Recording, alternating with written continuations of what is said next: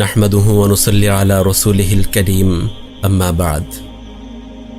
উম্মতে মুহাম্মাদের প্রাণপ্রিয় নেতা রাসূলুল্লাহ সাল্লাল্লাহু আলাইহি ওয়াসাল্লামের মদিনায় আগমনের পর দূর আকাশে আজ আনন্দ ও খুশির বার্তা নিয়ে 1446তম বারের মতো পবিত্র ঈদ উল ফিতরের চাঁদ উদিত হল।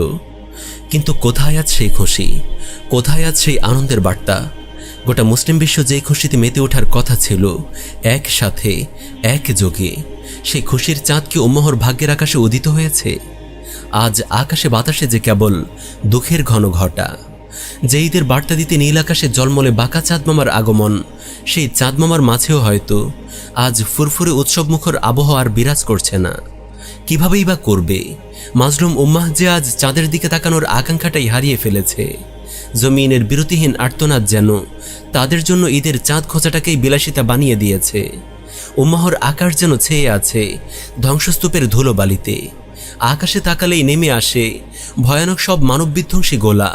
সেই গোলার উত্তাপে চোখের তারা প্রসারিত হয়ে যায়, প্রসারিত হতে হতে একসময় পুরো শরীরটাই ঝলসে যায়। আজ আমরা কিভাবে ঈদের আনন্দ উদযাপন করব, যখন ফিলিস্তিনের ভূমিতে মুসলিম শিশুদের দেহকে ছিন্ন ভিন্ন করে দেওয়া হচ্ছে বোমার আঘাতে?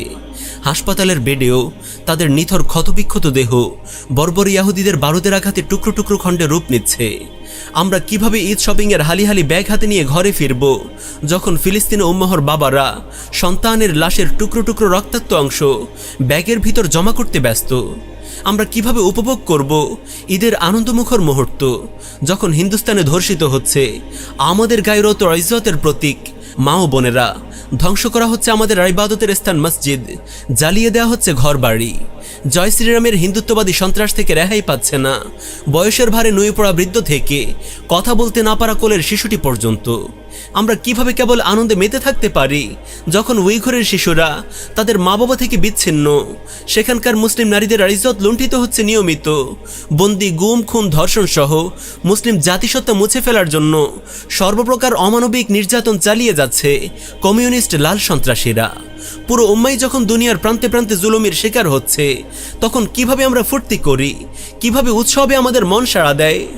আমরা তো সেই ঈদের স্বপ্ন দেখি যেখানে উম্মাহর আকাশে ঈদের চাঁদ সকলের জন্য আনন্দ নিয়ে আসবে, যখন সকল কাঁটা তার উপড়ে ফেলা হবে, উম্মাহ আবারও এক হয়ে উঠবে একই দেহের ন্যায়, কেটে যাবে ইনসাফের পিপাসা, ঘুচে যাবে পরাজয়ের গ্লানি। যখন আমরা কোনো বাধা ছাড়াই সানন্দে বিচরণ করব হিন্দুস্তান, ফিলিস্তিন, উইঘুর সহ নিপীড়িত মুসলিম জনপদ সমূহে, সেখানকার কোমল কোমল ফুলখকিরা তাদের ছোট্ট নরম হাতে বানানো ফুলের মালা দিয়ে আমাদের বরণ করে নেবে, আর আমরা তাদের হাসি মাখা গাল টেনে দিয়ে বলবো ঈদ মোবারক খকি।